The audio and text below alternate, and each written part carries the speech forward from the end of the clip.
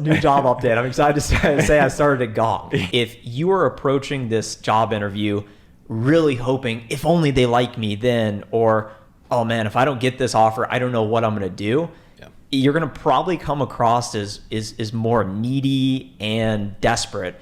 And that will actually turn the other person off. They will value you less.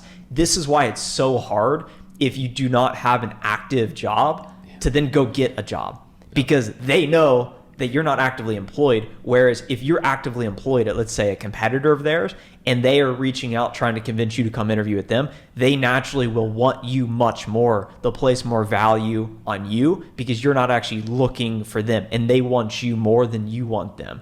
So I'd say that that's a big point that I'm considering. Is I'm never approaching it seeking validation from them, because it's incredibly disvalidating when you're applying to companies and you don't hear anything back, or whenever you apply and get rejected, or whenever you do an interview and you put all this work into it and they tell you no. Yeah. I've gone through those things, and it really makes you question your sense of self-worth. And then I think some people eventually settle because they'll be so desperate to get that validation. So that's a big difference in how I'm approaching it. Is I am employed right now. I don't need a job. I don't need to work. I'm being very selective with the companies I'm speaking with. So I'm approaching opportunities that I'm not qualified for.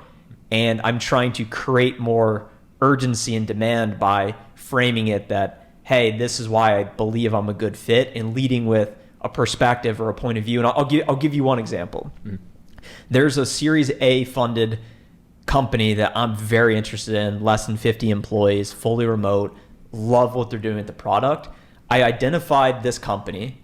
I identified the one open role they're hiring for, which is technically not a sales role, but if you're going for a small startup like that, you got to get creative and you got to work with what you got. So what I did was I applied to the role. I found all of the main people on LinkedIn, both co-founders, the leader of people, the head of sales, connected with them all, and then the next day recorded a video of me pitching their product to them. The product had been out for a month, and I put slides. Here is the problem. Here's the solution. Here's the outcome. And here's how I align with your cultural values. I record a video, and then I email that to all of them and basically say, hey, I'm interested in your mission. I love what I see with your product. I'd like to speak with you.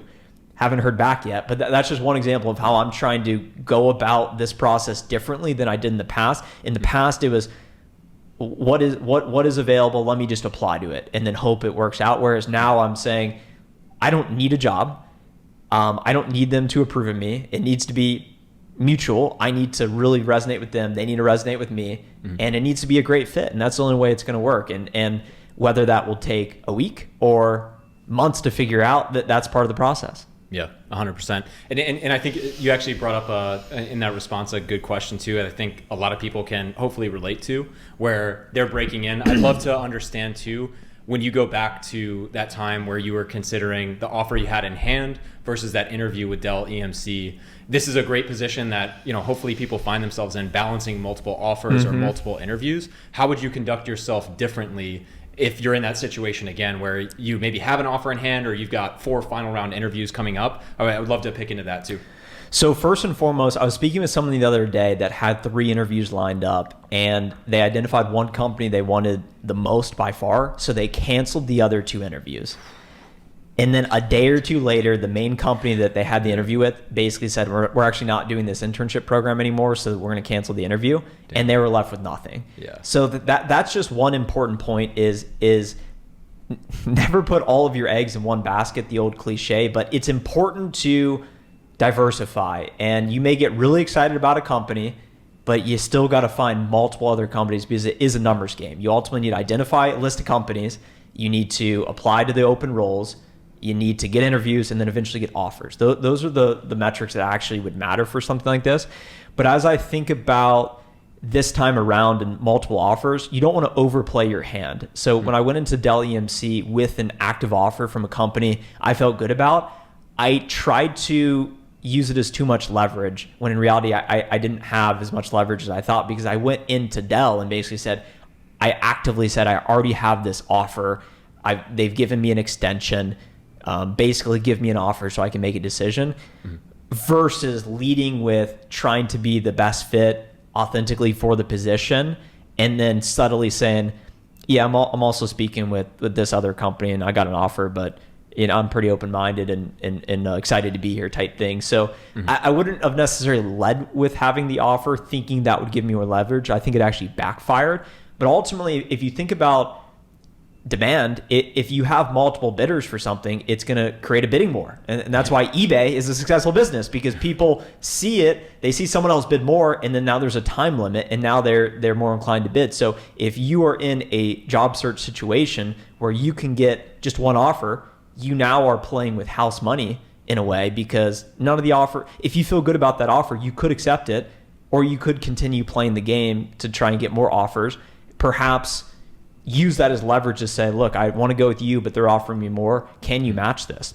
Yeah. When they give you an offer, oftentimes there's pay bands and they have room to give you more, or there's different things you can negotiate. There are no rules, and most people are confined by this structure thinking that there's rules. There really are no rules. So how can you create yourself to be more valuable? And if you have more offers, that's the best situation you want to be in. Yeah, for sure.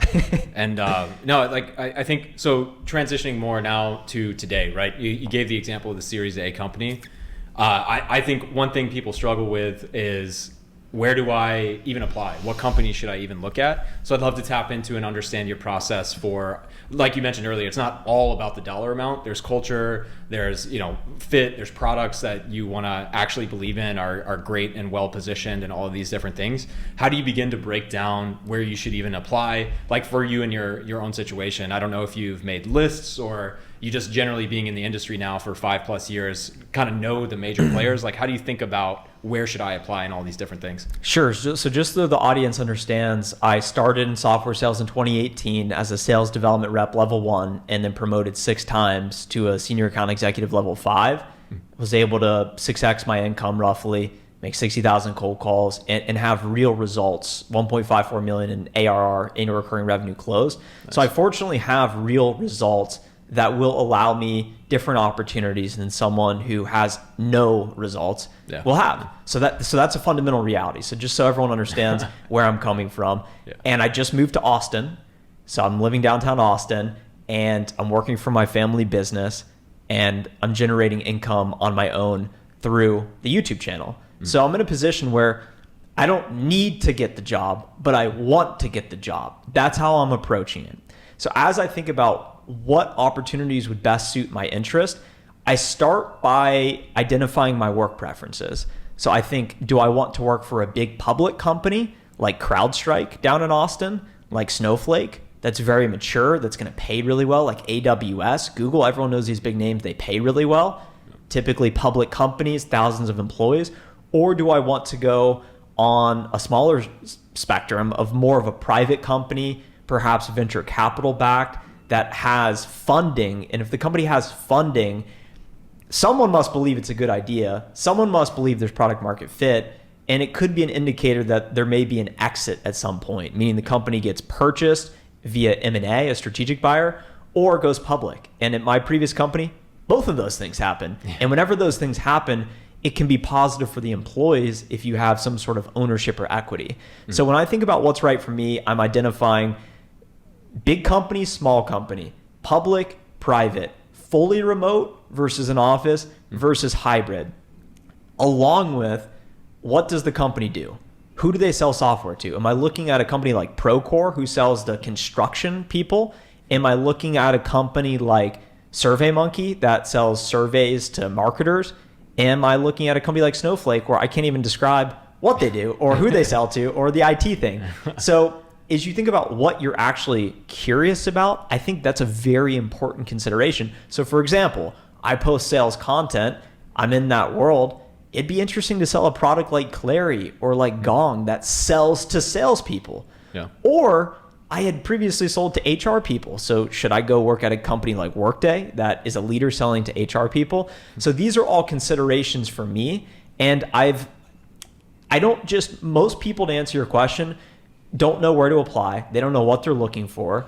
and they'll get a lot of variability in that process. They will go to LinkedIn, they'll click on jobs, they'll type in sales development, and all of a sudden they'll see 136,000 jobs and say, wow, I figured it out. Let me start quick applying. Yeah. And what I've seen is most people, for every 100 jobs you quick apply to, you'll probably hear back from about 4% of those, and they get interviews with 2 of them. So you'll have probably a 2% conversion rate if you just have an average resume.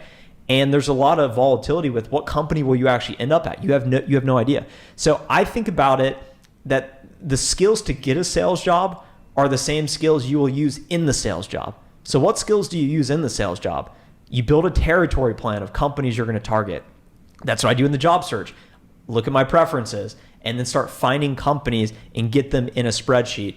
I'm only adding a company to that spreadsheet if I feel really good about it. So right now on my spreadsheet, there's 7 companies. Wow. I'm then going into that company and making sure, are they hiring for a position that I believe I could get? I'm going after positions that require basically 2x the sales experience I have. So they require 10 years of experience. I got 5. So I'm not settling. I'm going for stretch roles, knowing that it's going to be harder to get in. So to compensate for that, after I apply, I then do what I just described. I go on LinkedIn. I have LinkedIn Sales Navigator. I find all the people that could influence that process. I connect with them, and then I start prospecting them. So today, I made about 8 cold calls to this entire startup. No one answered. So you know what I did? Yeah. I went to their website, found their sales number. I called the sales number. Really? And the sales guy answered. He's like, hello? He's like, do you want a demo? And I said, no, I'm actually calling for this open position. Who would I need to speak with? He's like, I'll pass your number to HR. Yeah. So that's getting scrappy. How many other people do you think have done that to apply to a role there? Yeah. Probably no one. So that's how I'm thinking about finding companies. It's very meticulous, very curated. It may take me a day just to find 2 companies. Wow. But that's part of the process, because as you think about the commitment of what you're going to give to this company, so much of your life, so much time and energy will be spent into this. So you cannot get it wrong. Yeah. You have to feel great about it. Yeah. And if you don't feel great about it because you put yourself in a situation where you lost your job, rent's coming up, you don't have any money, and you just got to settle for a position. I know people who have to do that. That's a sad place to be. You don't want to be in that place. And also, I don't think you want to be in a place. A friend of mine was just doing a job search where he was just reaching out to companies because he hadn't been in the game for 8 months. And he was settling. And I said, hey, I think this is below what you're capable of. And he got mad at me at first, but he realized you're right. I was just seeking validation from them. It felt good to get the offers. I need to go after better companies. And that's what he did. And then he just landed a job at Gong. Wow. And that's what it takes. So it takes time.